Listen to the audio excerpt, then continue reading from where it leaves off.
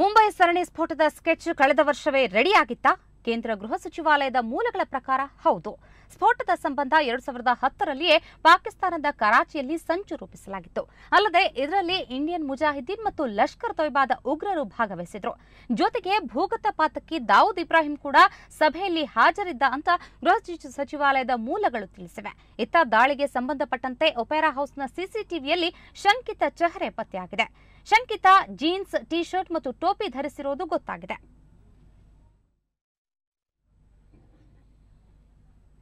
ಈ ಬಗ್ಗೆ ಮತ್ತಷ್ಟು ಮಾಹಿತಿ ಪಡೆಯೋಣ ನಮ್ಮ ಪ್ರತಿನಿಧಿ ಅಕ್ಷಯ್ ಅವರಿಂದ. ಅಕ್ಷಯ್, ಮುಂಬೈ ಸರಣಿ ಸ್ಫೋಟದ ಸ್ಕೆಚ್ ಬಗ್ಗೆ ಗೃಹ ಸಚಿವಾಲಯದಿಂದ ಯಾವ ರೀತಿ ಮಾಹಿತಿಗಳು ಹೊರಬರ್ತಿವೆ?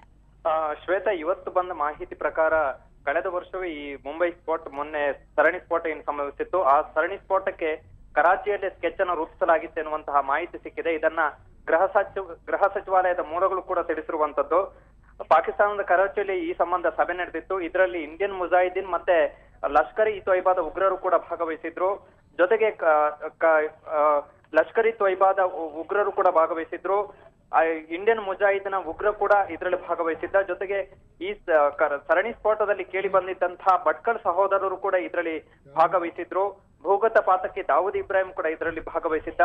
ಜೊತೆಗೆ ಮೊನ್ನೆಯಷ್ಟೇ ಜೀವಂತವಾಗಿದ್ದಾನೆ ಎನ್ನುವಂತ ಮಾಹಿತಿ ಪಡೆದಂತಹ ಇಲಿಯಾಸ್ ಕಾಶ್ಮೀರಿ ಕೂಡ, ಅಲ್ ಖೈದಾ ಕಮಾಂಡರ್ ಇಲಿಯಾಸ್ ಕಾಶ್ಮೀರಿ ಕೂಡ ಈ ಸಭೆಯಲ್ಲಿ ಭಾಗವಹಿಸಿದ್ದ ಎನ್ನುವಂತಹ ಮಾಹಿತಿ ಸಿಕ್ಕಿದೆ. Shweta, thank you Akshay. ಮಾಹಿತಿಗಾಗಿ ಮುಂಬೈ ಸರಣಿ ಸ್ಫೋಟಕ್ಕೂ ಕರ್ನಾಟಕಕ್ಕೂ ನಂಟಿದೆ ಅನ್ನುವಂತಹ ಅನುಮಾನ ವ್ಯಕ್ತವಾಗಿತ್ತು.